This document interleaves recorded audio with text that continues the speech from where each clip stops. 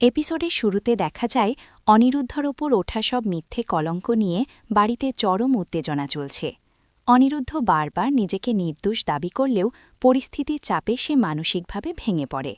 ঠিক সেই সময় বাণী তার পাশে এসে দাঁড়ায়।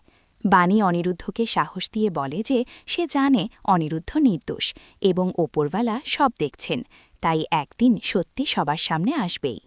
অন্যদিকে মৌলি তার নোংরা চক্রান্ত চালিয়ে যাচ্ছে। সে খবরের কাগজে অনিরুদ্ধ আর নিজের আপত্তিকর ছবি ছাপিয়ে দিয়েছে, যাতে অনিরুদ্ধকে সমাজের চোখে ছোট করা যায়।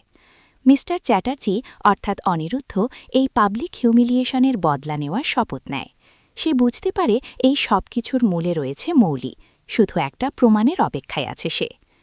পরের শ্রেণী দেখা যায় শহর জুড়ে অনিরুদ্ধর নামে পোস্টার লাগিয়ে তার মুখে কালি লেপটে দেওয়ার পরিকল্পনা করছে মৌলি।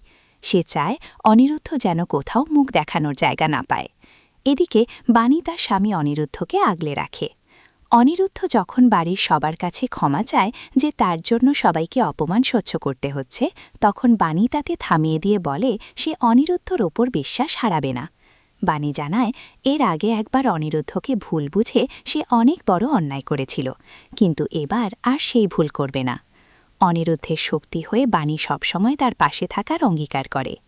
তাদের মধ্যে এক আবেগঘন মুহূর্ত তৈরি হয় যখন অনিরুদ্ধ বলে যে বাণী পাশে থাকলে সে আর কাউকে ভয় পায় না। এরপর দেখা যায় পরিবারের সবাই মিলে শিবরাত্রির উৎসবে সামিল হয়। ছোট্ট মিষ্টি নিজের হাতে শিবের মূর্তি করে তোলে, যা দেখে সবাই অবাক হয়ে যায়। সবাই মিলে অশ্বত্থতলা মন্দিরে শিবরাত্রির পুজো দিতে যায়। সেখানে সাধারণ মানুষের ভিড়ে অনিরুদ্ধকে দেখে অনেকে কানাঘুষো শুরু করে এবং তার চরিত্র নিয়ে কথা তোলে, কিন্তু বাণী অনিরুদ্ধের হাত শক্ত করে ধরে তাকে মাথা উঁচু করে চলতে বলে। ঠিক সেই সময় মন্দিরে ঈশানের সাথে দেখা হয় সাথীর। ঈশান সাথীকে বাড়িতে ফিরে যাওয়ার জন্য অনেক অনুরোধ করে, কিন্তু সাথী স্পষ্ট জানিয়ে দেয় যে যতদিন তার ছেলে আর ছেলের বউ প্রাপ্য সম্মান না পাবে ততদিন সে ওই বাড়িতে ফিরবে না। গল্পে বড় টুইস্ট আসে যখন মৌলি মন্দিরে কাঙ্গাল ভোজনের আয়োজন করে নিজের ইমেজ ভালো করার নাটক শুরু করে।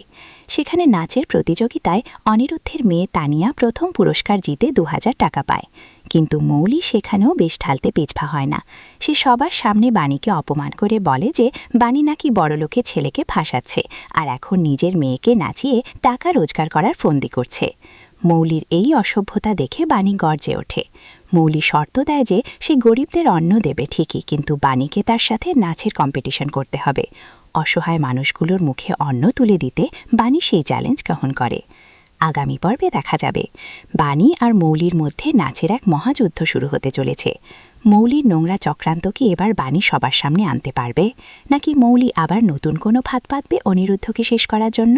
তা জানতে হলে আপনাদের চোখ রাখতে হবে সিরিয়ালের আগামী পর্বগুলোতে।